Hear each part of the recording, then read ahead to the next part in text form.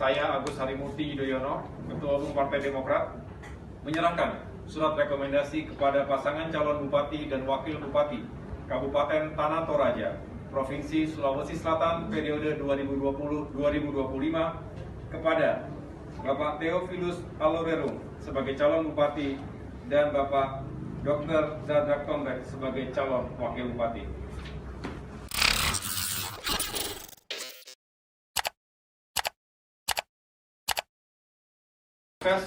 Dan memenangkan pilkada di Kabupaten Tanah Toraja, dan jika terpilih menjadi pemimpin, tentu semoga menjadi pemimpin yang amanah, yang adil, yang bisa meningkatkan kesejahteraan masyarakat Kabupaten Tanah Toraja.